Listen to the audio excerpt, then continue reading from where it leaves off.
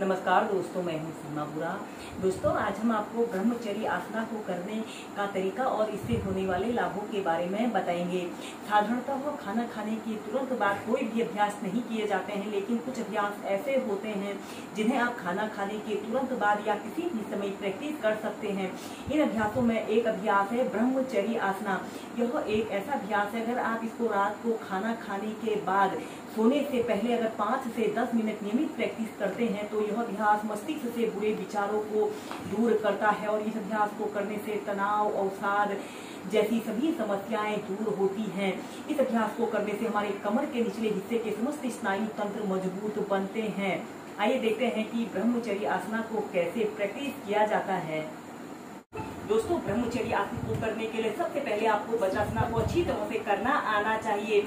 अगर आपके घुटनों में दर्द है या सूजन है तो आप इस अभ्यास को प्रैक्टिस ना करें। सबसे पहले आपने ऐसे ही दंडासना की पोजीशन पर ऐसे बैठ जाना है। कमर गर्दन आपने अपनी बिल्कुल सीधी रखते हैं और फिर इसके बाद आपने अपने दोनों पैरों को ऐसे घुटनों से ऐसे मोड़ लेते हैं। ऐसे वज्रासना की पोजीशन पर आपने बैठ जाना है। ऐसे आपके पैर के अंगूठे एक दूसरे को स्पर्श कर रहे हैं और दोनों हील के बीच में बैठते हैं। ऐसे ही एक आरामदायक अवधि के लिए कुछ देर ऐसे ही वज्रासना में बैठे। इस अभ्यास को आप खाना खाने के तुरंत बाद या किसी भी समय प्रैक्टिस कर सकते हैं। इस अभ्यास को करने से हमारे डाइजेशन से जुड़े सभी विकार दूर होते हैं। और फिर इसके बाद जब आप ऐसे ही वज्रासना में बैठ लेते हो तो अब हम करेंगे ब्रह्मचर्य आसना। इसके बाद आपने अपने दोनों पैरों को पीछे से जितना आप फैला सकते हैं उतना फैला लेते हैं और ऐसे अपने दोनों पैरों को ऐसे फैला लेते हैं और ऐसे अपने दोनों हील को दोनों पंजों को ऐसे आगे की तरफ कर लेते हैं और अपने दोनों हाथों को ऐसे घुटनों के ऊपर रख लेते हैं।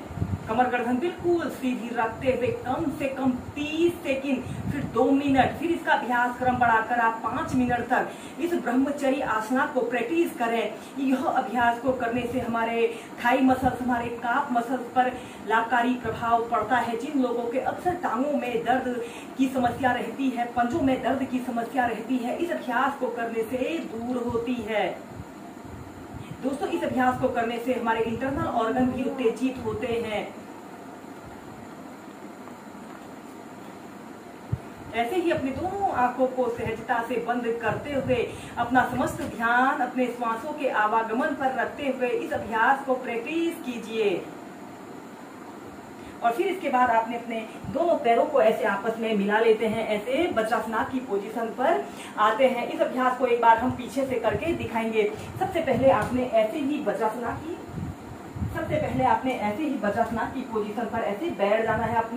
आपके दोनों पैर के अंगूठे एक दूसरे को स्पर्श कर रहे हैं और आपने अपने दोनों हील के बीच में ऐसे कमर गर्दन बिल्कुल सीधी करते हुए ऐसे बैठना है।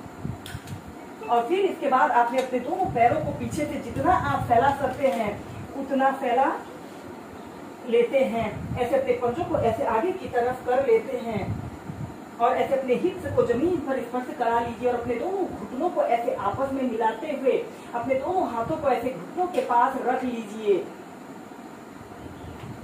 कम से कम 5 मिनट तक ऐसे ही ब्रह्मचर्य आसना की पोजीशन पर रहते हैं। दोस्तों, यह अभ्यास हमारे मस्तिष्क में उठ रहे बुरे विचारों से मुक्ति दिलाने वाला अभ्यास भी कहा जाता है।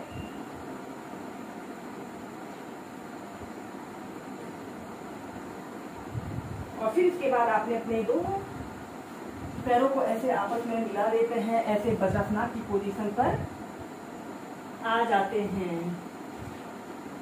ऐसे ही इस अभ्यास को आप कम से कम 2 से 3 बार प्रैक्टिस कीजिए।